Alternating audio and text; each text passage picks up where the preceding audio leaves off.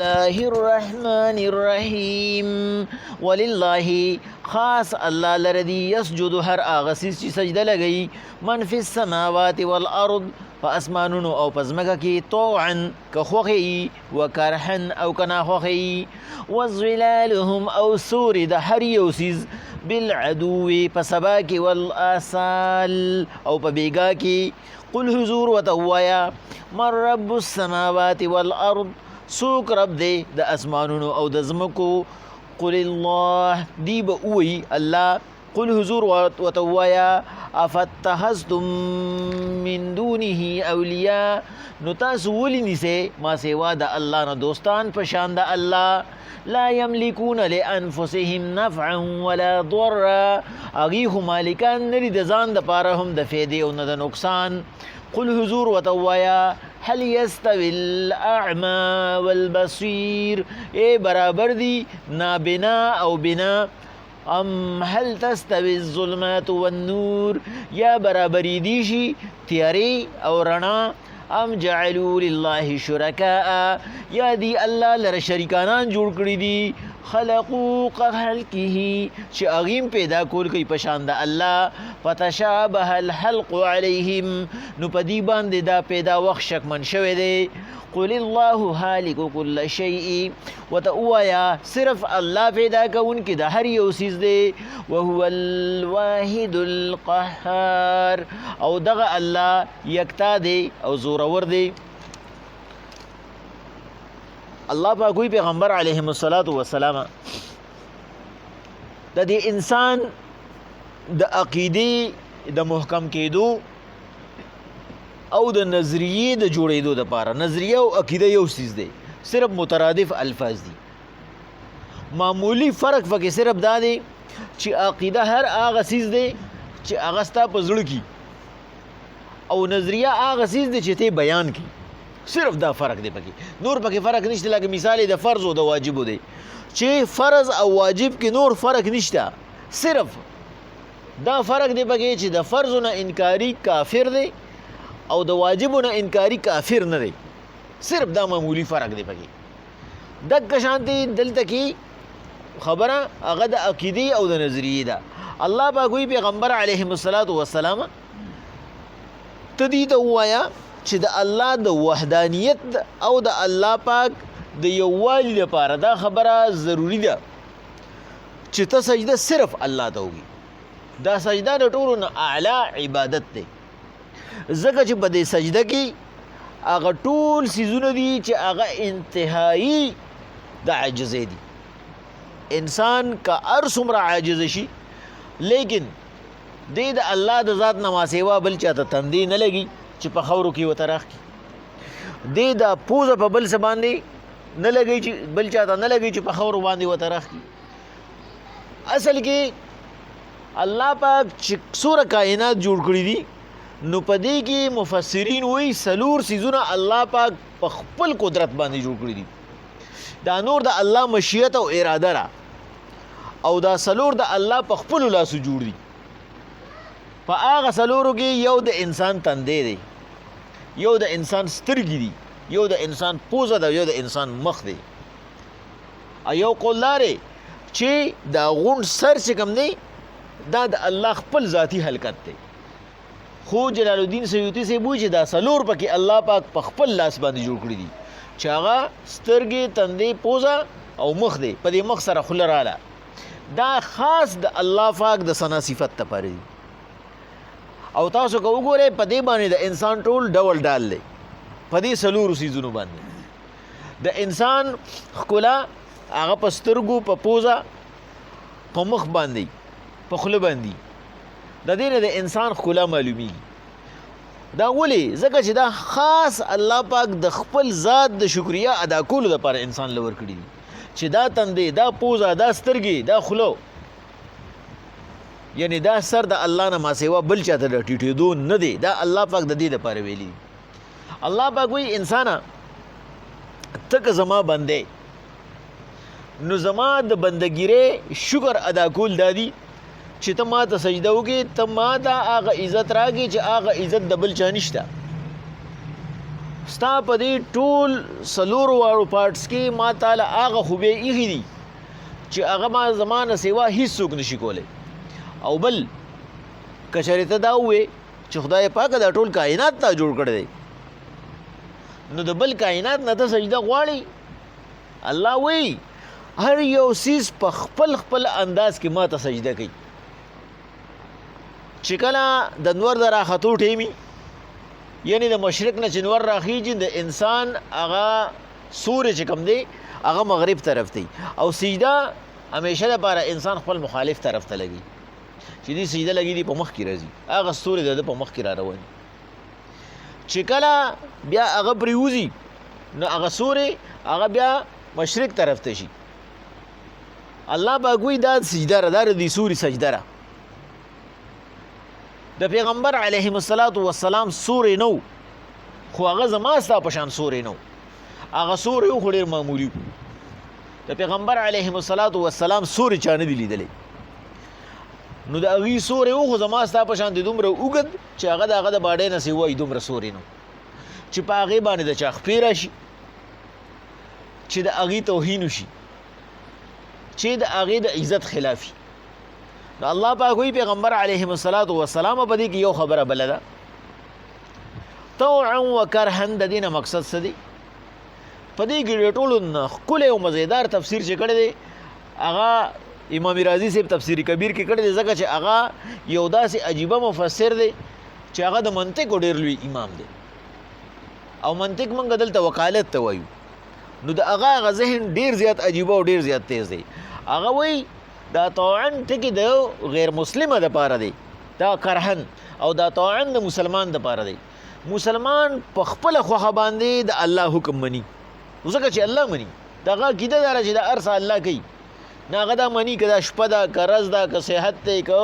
هغه چې کوم دی نو بیماري ده که امتحان دی او که انعام دی دا ټول الله کوي خو کافر یې نه مني. الله پاک کوي په دغه کافر چې نه مني د باندې زه په زوره باندې راولم دې زما ذات نه مني لکه څنګه چې موږ د زید بن قیس خبره کړو چې هغه ورته د الله څوک دی الله پکې هم شته داسې انسانانو په تېر شوي دي چې هغه وایي د الله څوک دی الله پکې هم شته. دا حجاج بن یوسف یو داسې عجیبه انسان تېر شوی دی چې د هغه د ظلم کیسې ډېرې مشهورې دي د دې عقیدې په باره کې او په الله پاک باندې د دې کلک یقین په باره کې به زه تاسو ته د هغه یو خبره وکړم. هغه یو ورځ یو پیره حج له راغی نو یو کس یې ولیدو چې هغه د بیت الله په غلاف پورې انښتی دی او وی خدای پاک زما د سترګې بنا کي خدای پاک زما د سترګې بنا کي دا چغې وباسي ړوند دی په سترګو ړوند دی وی ټول خلک چې کوم دی نه هغه طواف کوي حجاج بن یوسف هم راځي طواف کوي نو چې دا خوا له راورسېدو نو هغه ته یې وی چې کاکا د څومره مودې نه دا سوال کوې وی هغه ورته وی چې د 25 کالو 25 کاله مې وشو چې په دې غلاف پورې انښتی یم چې کله م راشم حج له او عمرې له او دا چغې وم نو ورته یې وی چې نه ټیک کېږي ورته یې وی نه ورته یې وی ښه راځه وی زه به راته دوا وښیم وی دا به ټیک شي وی دا به سبا ټیکي بس هغه وی چې زه څوک به یې نه خو لیده نه چې دا حجاج دی حجاج بوتو بیت الله شریف ته دننه بوتو ورته یې وی که سبا سار ستا سترګې نه ټیک شوي نو ای خلکو ټول واورې د ده نه به زه سر کټ کړو بس سړی په چغو شو ورته یې وی ما وپېژنه وی زه حجاج بن یوسف یم او زما خبره وی دا د کاڼي کرښی وی که سبا زه رالم او ستا سترګې روغې نه وي تا زه ونه لیدم سر به مې نه کټ کړي بس سړی راغی او بس په چغو شو غلاف یې ونیسو دا هسټري وي مفسرینو راغستې را وی چې سار شو شپې هم ټوله تېره کړه په چغو چغو به یې ژړل یا خدای پاکه بس زندګي مې لړه یا خدای پاکه سترګې مې نه دي په کار خو دا زندګي خو مې په کار ده که نه د زندګۍ دپاره راله سترګې راکړي وجني مې اوسو وایي چې هغه ټایم شو چې حجاج را چکر شروع کړو بابا لیدل شروع کړو او دا راورسېدو ورته وی څنګه بابا سترګې دې څنګه دي ورته وی تا پې وینم نه ورته دا 15 کاله دی ولې نه لیدم ورته وی نیم پوهه ورته وی زه به دې پوهه کړم وی تر اوسه پورې ستا چغې هغه د دنیا دپاره واله چې دی خلکو ته زما د اواز ورسي ای وي چې دی ړوند دی چې ماله سره کړي ستا د الله نه سوال د سترګو د نظر نه و ستا د دنیا د راجمع کولو او الله خو ستا په زړه کې دی الله وایي چې کله ستا د خولې او ستا د زړه هغه دواړه رابطه برابر شي زه به دې په هغه ساعت باندې دعا قبوله کړم خو ته په خوله یو سوی په زړه کې دې بل سي ته منافقت کې نو زه به څنګه ستا سوال قبول کړم نو تر اوسه پورې تا خلکو ته اوروله دنیا دې به راغونډوله او بیګا داسې ته زما د یارې نه د الله نه د زړه د اخلاصه دعا غواړي نو دا د الله یاره نه و دا زما هغه یاره وه چې تاله ایمان پوخ که په الله باندې چې خدای پاک دا کار ته کولی شي له دنه مې ته خلاصولی شي نو ورته بابا کلم چې سوال کې د زړه د اخلاصه کوه د دنیا دپاره مه کوه د الله نه یې کوه او د زړه د اخلاصه یې کوه او زړه خوله یې کوه الله پاک وایي پیغمبر علیهم الصلاة والسلام دا انسان سوچ نه کوي دا کم انسان چې ما نه مني په ده باندې هم دا شپه راځي د خلاف راځي دی نه غواړي په ده باندې هم دا رز راځي په ده باندې هم دا صحت راځي په ده باندې هم دا بیماري راځي کرهن که دی نم غواړي که دی بد ګڼي زما په قانون کې دی وخت تېروي دا د بدقسمتي ده چې دی ایمان نه راوړي وزولالهم بالعدو والآثال بل زما ته چې کوم دی نو دا سوري دا هم سجده کوي ما دا د کائنات کې که هر یو سیز دی هغه ما ته په سجده دی کو هغه په سبایي او که په بیګایي په خپل زبان حال سره هغې لګیا دي قل حضور ورته ووایه من رب السماوات والارض د دې نه خیر دی تپوس وکړه ستاسو په خیال کې د دې اسمانونو او د ځمکو مالک څوک دی نو دوی به څه کوي دوی به خاموشه کي ولې دوی ته پته را چې انکار خو مونږ کولی نه شو دی به بیا مونږ ته وایي څوک دی نه انکار خو کولی نه شو دوی به خاموشه کېږي او زمونږ فکر کې دا مسله ده چې خاموشي نیمه رضا ده ته چا پسې د نکاح پیغام ولېږي نو په دوو طریقو باندې هغه پیغام چې کوم دی هغه اقرار دی او په یو طریقې باندې هغه انکار دی چې چا پسې ته ولېږي او د هغه نه تپوس وشي مور دې وکړي پلار دې وکړي د هغه زنانه نه یا رور دې وکړي یا ته مشر وکړي چېرې دې پلان کي تا پسې چې کوم دی نه د نکاح پیغام را لېږلی دی نو یا خو به هغه خاموش شي او یا به هغه وخاندي دا دواړه اقرار دی لیکن چونکې د زنانه چونکې هغې بار وتیري هغې چا سره سترګې مخامخ شوي ني هغې کې حیا او شرم هغه بې اندازي نو چې هغه خاموشه شي دا خاموشي نیم اقرار دی ځکه که چېرې د هغې ته دا رشته قبوله نه وه او په جړه شوې وه یا په جړه نه شوه خاموشه شوه دا خاموشي چې کوم دی دا نیم اقرار دی او دا خنده دا مکمل اقرار دی نو په دې وجه کې هغه خاموشه پاتې شي مقصد دا چې دا رشته دې ته قبوله ده الله وایي دوی به خاموشه پاتې شي ولې د شرم د لاسه به پاتې شي ځکه چې دوی خو د الله د ذات خلاف کارونه کوي په دې وجه د دوی په خولې نه راځي چې دا هر څه الله کوي الله وایي د دوی خاموشي چې کومه ده دوی وایي قل الله دا هر څه الله کوي دا دوی مني قل حضور ورته ووایه نو چې کله تاسو الله منئ نه فاتخذتم من دونه اولیاء نو ولې جوړوئ ما سوا د الله نه دوستان بیا ولې بل چا ته رامدد شوی بیا ولې بل څوک ذمہوار ګڼئ لا یملکون لانفسهم نفعا ولا ضرا نه دي ستاسو د ګټو لوټو او د ونو د بوتان چې هغې نفع ورسوي د ځان دپاره یا ضرر ورسوي ځان ته هغې د ځان د نفع او د ضرر قابلان نه دي نو ته ورته شل پیرې لګیا هغې ستا دپاره هېڅ هم نشي کولی قل حضور ورته ووایه هل یستوي الاعمى والبصیر برابرېدی شي نابینا او بنا ړوند او لیدونکي د ړوند او لیدونکي نه مقصد دلته کې مسلمان او کافر دی د مسلمان او د کافر عقیده یو کیدی شي نشي کېدی ام ورته ووایه هل تستوي الظلمات والنور آیا تیارو د تیارې نه مقصد کفر دی آیا تیارو او رڼا دا برابرېدی شي دا کفر او اسلام برابرېدی شي هېڅ چېرې نشي برابرېدی ام جعلوا لله شرکا دی الله لره داسې شریکانان ګڼي خلقو که خلقه چې هغې هم داسې پیدا وخت کولی شي لکه څنګه چې الله کوي نو فتشابه الحلق علیهم نو په دې باندې دا دواړه پیدا وخته دا مشتبه شوي دي دا شکمن شوي دي دی یې په وهم کې پرې غورځولي دي وښیې که نه د الله نه ما سوا چې څوک هم دي د هغه لږ خلقت خو راته وښیې هغه څه پیدا کړی دی د هغه په سایز هم نشي پیدا کولی دا انسان الله پاک